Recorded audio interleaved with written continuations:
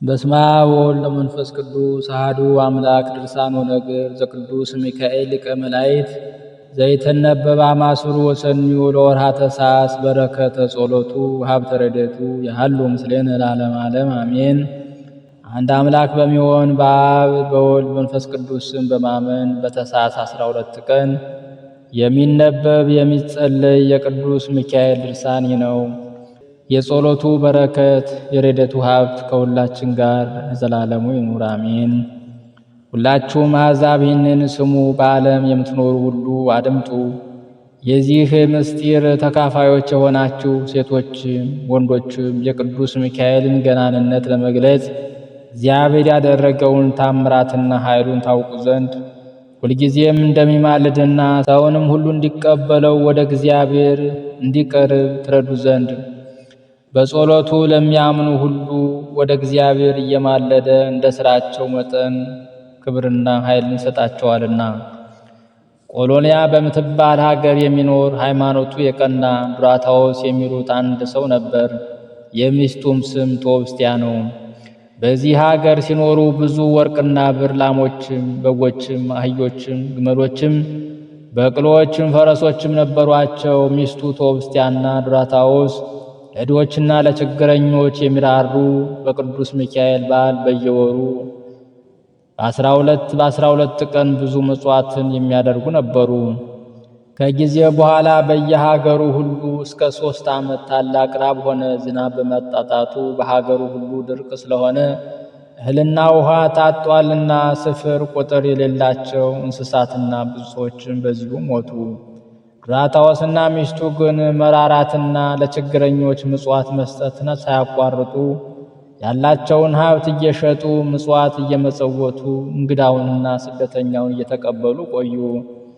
ከዚህ በኋላ በኅዳር 12 ቀን በቅዱስ ሚካኤል በዓል ዋዜማ በቤታቸው ከሆነው ሁሉ ምንም አላገኙም ነበር። ለዳቦ የሚሆን ስንዴም ወይንም በሬ ፍሪዳም የበግ ግልገልም በቤትም በውጭም ምንም አጡ። ቶብስቲያም ወደ ቤቷ ገብታ ምን የምታደርገው ነገር ቢጠፋት ጌታዬ ቅዱስ ሚካኤል ሆይ ባልህ እንደዚህ እንደምን ይታጎላል እያለች ተቀምጣ ታለቅስ ጀመር። ባሏ ዱራታዎስም ገብቶ ምን ያስለቅስሻል? ይህን ሁሉ በእኛ ላይ ያደረገ እግዚአብሔር አምላካችንን አመስግነው እንጂ አላት።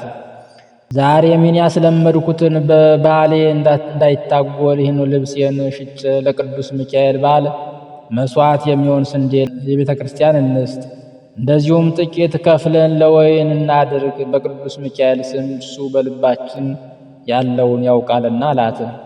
ሚስቱም ያንተን ልብስ እሸጥ፣ የኔን ልብስ መተውህ እንዴት ብጠላይ ነው? ሥጋዬና ሥጋህ አንድ አይደለምን? ቅዱስ ጳውሎስ ባልና ሚስት አንድ አካል ናቸው፣ እግዚአብሔር አንድ ያደረጋቸውን ሰው አይለያያቸውም ያለው እንዴት ዘነጋ አለችው። እሱም የወንድ ልብስ ቢያረጅም ቢቀደድም አያሳፍርም፣ ለሴት ግን ኀፍረት ነው። ያንቺን የጫንቃሽን ልብስ ለነገ ይቀመጥ፣ ለቅዱስ ሚካኤል በዓል እንድትጸልይበት አላት። እሷም መልሳ አሁንም ቅዱስ ጳውሎስ በክርስቶስ ዘንድ ወንድ ሴት በማለት የጾታ ልዩነት የለም አላለህምን? እንዲያው ምክንያት አታድርግ አለችው። እሱም እሺ አንቺ እንዳልሽው ይሁን፣ ዛሬ ልብሴን ወስጄ ለስንዴ ሸጥና ለቤተ ክርስቲያን ቄሰ ገበዝ ሰጣለሁ፣ ነገ ደግሞ ያንቺን ልብስ ወስጄ ለበግ መግዣ አውለዋለሁ አላት። በማግስቱም ጠዋት የሚስቱን ልብስ ይዞ ወደ አንድ ባለበግ ካለበት ተራራ ወጣና ያንን ባለበግ በ3 ብር የሚሸጥ በግ አለህን? አለው። አዎን አለኝ አለው። ዱራታዎስም ለጊዜው አሁን የሚስቴን ልብስ መያዣ ሰጥሃለሁ፣ ያገኘሁ እንደሆነ እስከ 3 ቀን ዋጋውን 3 ወቂት ወርቅ አምጥቼ ከፍልሃለሁ። 3ቱን ወቂት ወርቅ ያላገኘሁ እንደሆነ ግን የሚስቴን ልብስ ለአንተ ይሆናል አለው። ያም ባለበግ የሐር ልብስ በቤቴ ውስጥ ስላለኝ ያንተን ሚስት ልብስ አልፈልግም አለው። ዱራታዎስም በብርቱ ሐዘን ወደ ቤቱ ሲመለስ በብዙ ሰራዊት ታጅቦ ቅዱስ ሚካኤልን መላእክት ከሱ ጋር ሆነው በንጉሥ አምሳል እንደ ሰው በነጭ ፈረስ ተቀምጦ ቅዱስ ሚካኤልን በመንገድ ሲጓዝ አገኘው። ያን ጊዜ ዱራታዎስ ፈርቶ ከጎዳናው ፈቀቅ ብሎ ቆመ። ቅዱስ ሚካኤልም እንዴት አለ ዱራታዎስ ሆይ ከወዴት መጥተሃል? እስኪ ንገረኝ አለው። ዱራታዎስም ወደ እሱ በቀረበ ጊዜ ዳግመኛም ቅዱስ ሚካኤል ዱራታዎስን በትከሻ ያለ ልብስ የሴት ልብስ ይመስላል አለው። ድራታዎስም መልሶ አዎን ጌታዬ፣ ዛሬ የቅዱስ ሚካኤል በዓሉ ስለሆነ ለበዓሉ የማርደው በግ ልገዛ በበጎች ጠባቂ ዘንድ ሄጄ ነበርና ባለበጉ መያዣ ስጠኝ አለኝ።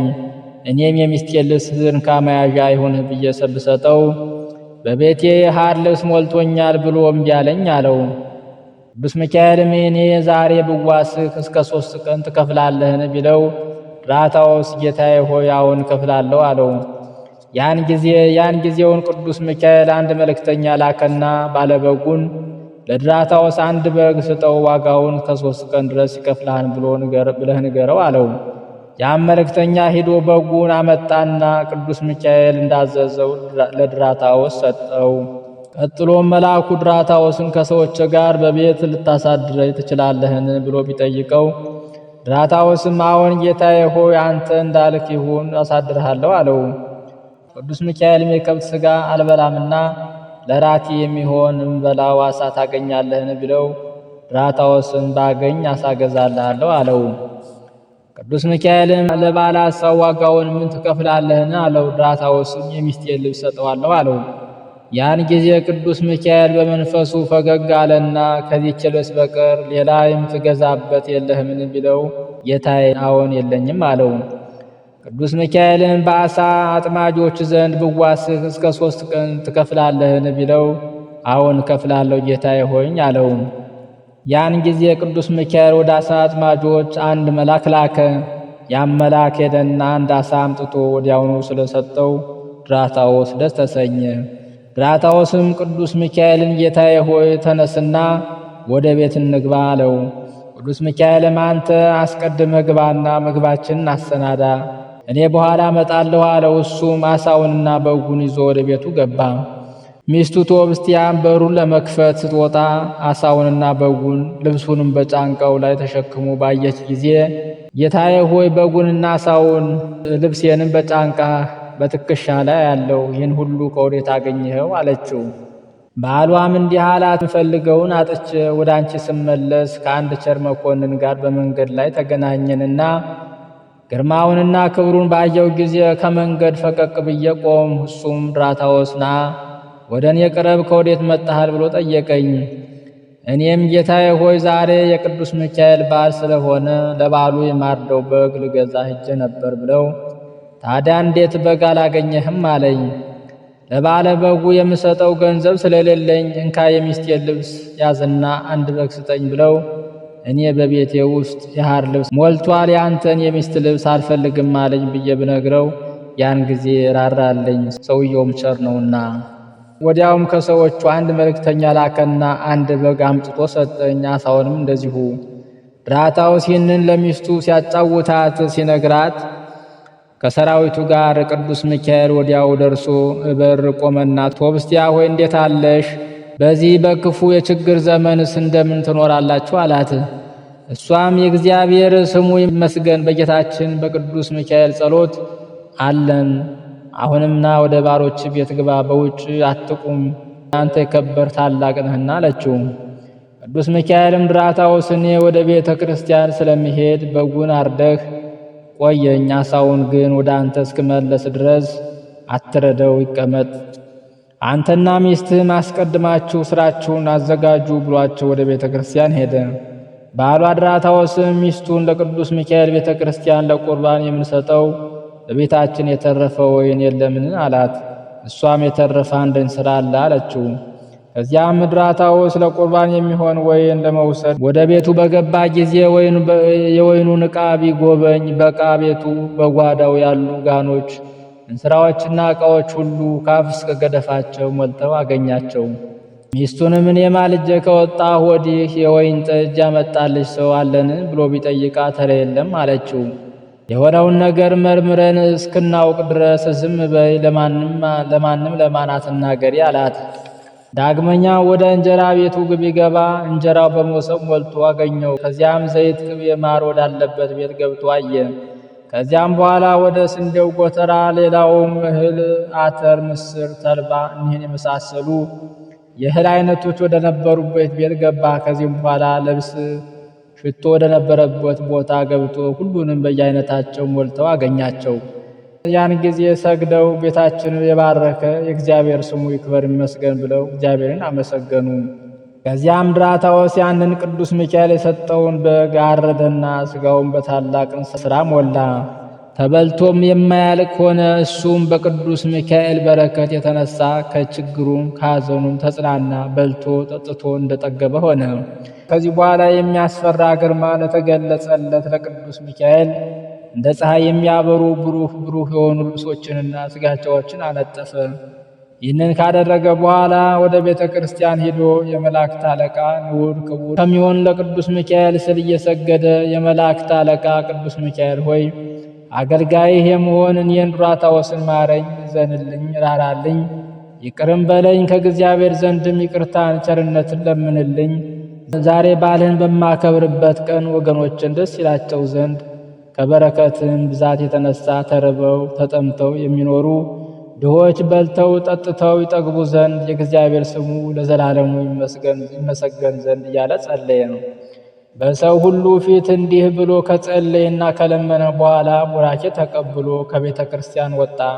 ልጆችንም ከቤት እስከ ዱር ያሉትን ሕዝቡን የዕለት ራት ያጡትን ነዳያንን ጥሩልኝ ብሎ አዘዛቸውና ሕዝቡ በአዳራሹና በግቢው ከመሉ በኋላ ምሳቸውን ፈጥኖ አቀረበላቸው።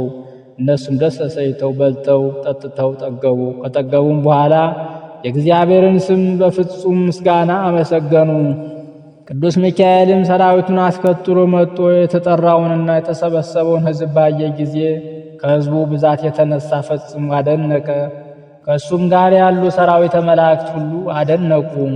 ድራታዎስም ስለ እኔ እኒህን ሰዎች ሁሉ እንደምን ችላችሁ ሰበስባችሁ? በዚህም ዘመን አባር፣ ቸነፈር፣ ረሃብ እንዳለ አልሰማህምን? ይህን ያህል ሰው ወደ ቤት የምትጠራ አለው። ድራታዎስም መልሶ አዎን ጌታዬ፣ አንተ የሰጠኸኝ በግና ዓሣ ከቤት ከገቡ ጀምሮ በቤቴ በረከት መላ። ዛሬም የመላእክት አለቃ የቅዱስ ሚካኤል በዓሉ የሚከበርበት ቀን ነውና ወንድሞቼን ጠራኋቸው። ከእኔ ጋር እንደ እኔ ደስ ይላቸው ዘንድ እኔም ከእሳቸውም ጋር እንደ እሳቸው ደስ ይለይ ዘንድ ይበሉ ይጠጡ ዘንድ ጠራኋቸው አለው። ያን ጊዜ ቅዱስ ሚካኤል ከመካከላቸው ተነስቶ ወደ ቤት ገባና የሚያበሩና የሚያምሩ ምንጣፎች ከተለጠፈበት አልጋ ላይ ተቀመጠ። ድራታዎስንም ያንን ዓሣ ፈጥነህ አምጣና ረደው፣ ሆድ ዕቃውን አውጣው አለው። ያን ጊዜ ድራታዎስ ዓሣውን አርዶ ሆድ ዕቃውን አወጣ። በውስጡም በሥላሴ ስም የታተመ የእርጨት ከረጢት የሚመስል ነገር አገኘና ጌታዬ ሆይ ይህንን የተቆለፈ ማኅተም ተመልከት፣ አይተህም ፍታው ብሎ ለመላእክት አለቃ ለቅዱስ ሚካኤል ሰጠው። ቅዱስ ሚካኤልም ፈጥኖ ያንን በሥላሴ ስም የታተመ ከረጢት ፈቶ በተመለከተ ጊዜ 300 ሚዛን ወርቅ እርስ በራሱ የተቆላለፈ ሆኖ አገኘ። ወዲያውም ድራታዎስን ጠርቶ ድራታዎስ ሆይ ዛሬ በእንግድነት ከቤትህ ስለገባሁ ይህንን ወርቅ እንካ፣ ስላንተ ዛሬ ፈጣሪ ልኮኛልና አለው። ሚስቱ ቶብስቲያን ድራታዎስም አቤቱ ጌታችን ሆይ ቤታችንን ያለ ዛሬ ምን ጊዜ አይተው ታውቃለህ? ይህንን ነገር ተውን፣ ሰውነታችንን ገንዘባችን ሁሉ የእግዚአብሔርና የመላእክት አለቃ የቅዱስ ሚካኤል ገንዘብ እንደሆነ አታውቅምን? ያንተም የኛም አለቃችንና ንጉሳችን ሰጠን። ይህንን ወርቅ እንደምን እንኩ ውሰዱ ትለናለህ? ያላሰብነው ነገር ነውና አሉት። ዛሬ የመላእክት አለቃ የቅዱስ ሚካኤል በዓል የሚከበርበት ቀን እንደሆነ አታውቅምን? እኛም በእሱ ስም ስላመን የእሱ ስም ስለጠራን ብዙ በረከት አግኝተናልና አሉት። እሱም ይህንን 300 ሚዛን ወርቅ ሰውነታችሁን ልትረዱበት ለነዳያንም ልትመጸውቱት እንኩ ውሰዱ። ሶስቱን ሚዛን ወርቅ ለዕዳችሁ ክፈሉ። አንዱን ትላንት ለተዋስኩት የሚስትን ልብስ መያዣ ለሰጠኸው ለስንዴው፣ አንዱን ለበጉ፣ አንዱን ለዓሣ ክፈል ብሎ ሰጠው። ከዚያም በኋላ ድራታዎስንና ሚስቱን ቶብስቲያን አውቃችሁኛልና አላቸው። እነሱም ከሆነ ጀምሮ ያለ ዛሬ አላየንህም አላውቅህንም አሉት። እናንተ ገና ሕፃናት ሳላችሁ ጀምሮ በየወሩ አባቶቻችሁ በሚመጸውቱበት ጊዜ ሁሉ በቤታችሁ እገኝ የነበርሁ የመላእክት አለቃ የመሆን እኔ ቅዱስ ሚካኤል ነኝ አላቸው። እኔ ስለ እናንተ በእግዚአብሔር ዘንድ በማልትና በሌሊት ምሕረት እለምናለሁ። ዛሬም እነሆ ፈጽሞ ደስ ይበላችሁ፣ እናንተ ንዑዳን ክቡራን የተመረጣችሁ የልዑል እግዚአብሔር አገልጋዮች ናችሁ። ቶብስቲያ ሆይ ትላንት ገንዘብ አጥቼ የቅዱስ ሚካኤልን በዓል በቤቴ ከሚታጎል እኔ ዛሬ በሞት በተሻለኝ ነበር እያልሽ ድራታዎስን ጌታዬ አለቃዬ ለሚሆን ለመላእክት አለቃ ለቅዱስ ሚካኤል በዓል ማዘካያ ይሆን ዘንድ ቀሚሴን መደረቢያን እሽት ስትዩ የሰማውሽ አይደለምን? ድራታዎስና ቶብስቲያ ሆይ በጌታችን በኢየሱስ ክርስቶስ ዘንድ በሰማይ ዋጋችሁ ፍጹም ነው፣ ለዘላለሙ የማያልቅ ፍጻሜ የሌለው ምሕረቱ ቸርነቱ በረከቱም አድሮባችሁ ይኑር። ዛሬም በዚህ ዓለም የሰራችሁት ምግባር ትሩፋት፣ የመጸወታችሁትን ምጽዋት፣ ያቀረባችሁት መስዋዕት እግዚአብሔር አስቦ ተቀብሎታልና በሚመጣውም ዓለም የማታልፍ የማትለወጥ መንግሥተ ሰማያትን ይወርሳችኋል አላቸው። ዳግመኛም ከመከራችሁ ከችግራችሁ የማድናችሁ የመላእክት አለቃ የመሆን እኔ ቅዱስ ሚካኤል ነኝ። ምጽዋታችሁን መስዋዕታችሁንም ወደ እግዚአብሔር ያቀረብኩ እኔ ነኝ። በዚህ ዓለም ከበጎ ነገር ሁሉ ምንም የምታጡት ነገር የለም አላቸው። እሳቸውም ሰገዱለት። የመላእክት አለቃ ቅዱስ ሚካኤል ይህንን ተናግሮ ከፊታቸው ተሰወረ። ሰላምታም ሰጥቷቸው አስከትሏቸው ከመጡት ከመላእክት ጋር በክብር ወደ ሰማይ አረገ። ድራታዎስና ቶብስቲያም ከቀድሞ ይልቅ በጎ ሥራን መስራትን አበዙ። እስከ ዕለተ ሞታቸው ድረስ ተጋድሏቸውንና ትሩፋታቸውን አላቋረጡም። ሕዝቡም ሁሉ በእርሳቸው ጸሎትና ልመና በጌታችን በኢየሱስ ክርስቶስ አመኑ። ቸር ከሚሆን ከባሕሪ አባቱ ሕያዊ ማሕያዊ ከሚሆን ከባሕሪ ሕይወቱ መንፈስ ቅዱስ ጋር ዓለም ከመፈጠሩ አስቀድሞ ከዛሬ እስከ ዕለተ ምጽአት ከዚህ በኋላ ለዘላለሙ ጌትነት የባሕሪ ገንዘቡ ለሚሆን ለእሱ ክብር ምስጋና ይግባው፣ አሜን። የመላእክት አለቃ የቅዱስ ሚካኤል በረከቱ የድራታዎስና የቶብስቲያ ረድኤት የእግዚአብሔር አገልጋይ ከመሆኑ ከሕዝበ ክርስቲያን ጋር ለዘላለሙ ይኑር፣ አሜን። ልመናውና አማላጅነቱ ከክፉ ቀንና ከፈተና ሰዓት ያድነን። በቀን ከሚወረውር ጦር በጨለማ ከሚሄድ ከልዩ ልዩ ወገን ለዘላለሙ ይሰውረን። ጌትነት የባሕሪ የሚሆን የንጉሥ የኢየሱስ ክርስቶስ የቃል ኪዳኑ መልእክተኛ ቅዱስ ሚካኤል ያደረገው ተአምር ይህ ነው። በአንዲት ሀገር ውስጥ አንድ ሰው እንደነበር ተነገረ። ይህም አማኒ እውነተኛ እግዚአብሔርን የሚፈራ የዕለት ራት የዓመት ልብስ የሌላቸው ለነዳያን የሚያዝን የሚራራ የሚመጸውት ችሮትን የሚያደርግ የመላእክት አለቃ የቅዱስ ሚካኤል ልመና ጸሎት ተስፋ የሚያደርግ በየወሩ በ12 ቀን መታሰቢያውን ዝክሩን የሚያደርግና በእርሻ በግብርና ሥራ የተሰማራ ሰው ነበር። ከዚህ በኋላ ይህ ሰው ያለበት ሀገር የምድሩ ፍሬ ሁሉ ጠፋ። ያ እግዚአብሔርን የሚፈራ ሰውም የመላእክት አለቃ የቅዱስ ሚካኤልን ዝክርና መታሰቢያ አደርጋለሁ ብሎ አሰበ። ከዚህ በኋላ ይህ ሰው ያለበት ሀገር የምድሩ ፍሬ ሁሉ ጠፋ። ያ እግዚአብሔርን የሚፈራ ሰውም የመላእክት አለቃ የቅዱስ ሚካኤልን ዝክርና መታሰቢያ ምን አደርጋለሁ ብሎ አሰበ። ፈጽሞም የተቸገረ ሆነ። ከቤቱም ከንብረቱም ምንም አልተረፈውም። ድሪቶውም ለበሰ። ፍጹም ችግር ጸናበት። የሚበላው የሚጠጣው የሚለብሰው አጣ። ለዕለት ምግብም እንኳ ቸገረው። የረሃብ የጽም ችግር ስለጠናበት ፍጹም ሐዘን ተሰማው። ኃይሉ ፈጽሞ ደከመ። የጠጅ ስካር እንደጣለው ሰው ሆነ። ካልጋውም ከመቀመጫውም መነሳት ተሳነው።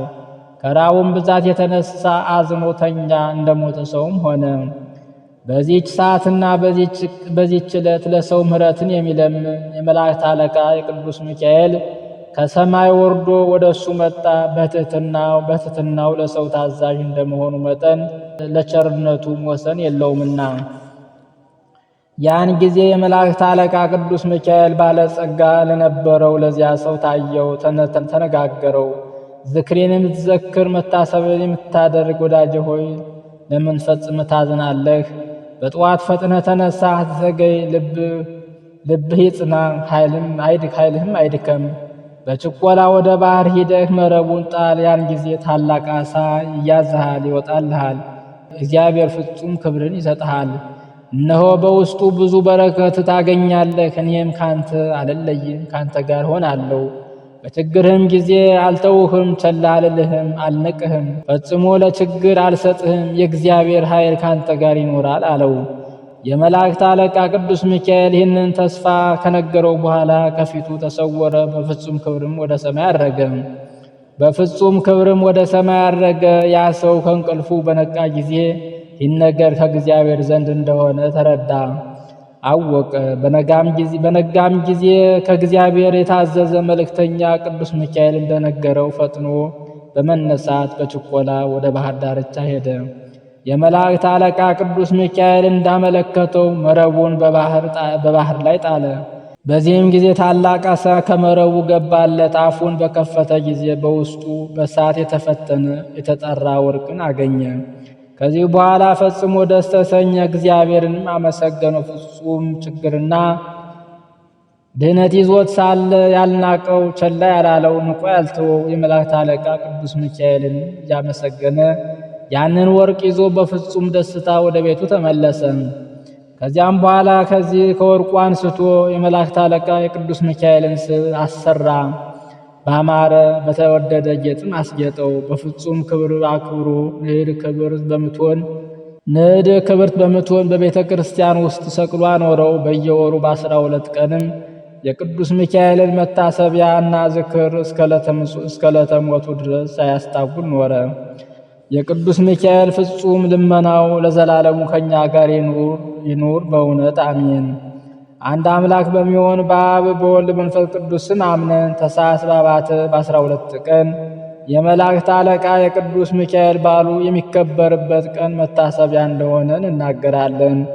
በዚህች ቀን የመላእክት አለቃ ቅዱስ ሚካኤልን እግዚአብሔር ወደ ባቢሎን ስለላከው ከሚሳኤል፣ ከአዛርያ፣ ከአናንያ ከሚባሉ ከሦስቱ ብላቴኖች ከሰለስቱ ደቂቅ ጋር አራተኛ ሆኖ ተቆጠረ። በባቢሎን የነገሰ የባቢሎን ንጉሥ ናቡከደነጾር በእሳት ጉድጓድ ውስጥ በጣላቸው ጊዜ የእሳቱ ላንቃ 40 ክንድ ወደ ላይ ወጥቶ እሳቱን የሚያነዱትን አቃጠላቸው። ቅዱስ ሚካኤል ግን የእሳቱን ወላፈንና የነበልባሉን ናቃ በበትሩ መጥቶ ከሦስቱ ብላቴኖች ላይ አጠፋው። እንዲህም አድርጎ አዳናቸው። የጉድጓዱም እሳት ፈጽሞ አልነካቸውም። የጉድጓዱም እሳት እንደ ጥዋት ውሃ የቀዘቀዘ አደረገው። ዛን ጊዜ አባቶችን ፈጣሪ እግዚአብሔር ክብር ይመስገን ብለው አመሰገኑ። ለዘላለሙ ልዑል ምስጉን ነው እያሉ ከ600 ዘመን በኋላ ክርስቶስ እንዲወለድ ሲያስረዱ ይህንን 6 ጊዜ መላልሰው ተናገሩ። ከዚያም በኋላ እንዲህ እያሉ እግዚአብሔርን አመሰገኑት። የእግዚአብሔር ፍጥረቶች ሁሉ እግዚአብሔርን ያመሰግኑታል። ለዘላለሙ ልዑል ምስጉን ነው። ይህንንም ክርስቶስ ከተወለደ በኋላ በዚህ ዓለም 33 ዓመት ከ3 ወር እንዲኖር ሲያስረዱ 33 ጊዜ መላልሰው ተናገሩ። ስለዚህም አባቶቻችን ሐዋርያት በየወሩ በ12 ቀን የመላእክት አለቃ የቅዱስ ሚካኤል በዓል እናከብር ዘንድ ሥርዓት ሰሩ። ፍጹም ልመናውና የጸሎቱ ረድኤት ለዘላለሙ ከኛ ጋር ይኑር በእውነት አሜን። ቅዱሳንን ከልብ መታወክ የምትጠብቃቸው የነፍሳቸውንም ጠላት አስረ የምታስጨንቀው በነቢያት አንደበት ትንቢት የተነገረለት ወልድ ወደዚህ ዓለም በመጣ ጊዜ የጭፍራ አለቃውን አጅቦ እንዲሸኝ አንተም እስከ አምስቱ ሰማያት ድረስ ለተከተልከው ለአንተ ለሚካኤል ሰላም እላለሁ።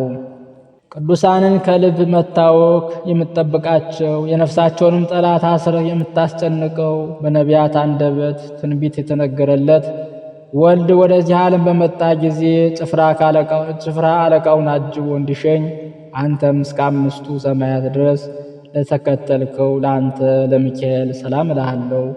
የመልአኩ የቅዱስ ሚካኤል ረድኤት በረከት በየቤታችን ይግባ። በያለንበት ሁሉ ቅዱስ ሚካኤል በረድኤት በአማላጅነቱ አይለየን። አነሳስቶ ላስጀመረን አስጀምሮም ላስፈጸመን ለልዑል እግዚአብሔር ክብር ምስጋና ይሁን፣ አሜን። ይቆየን።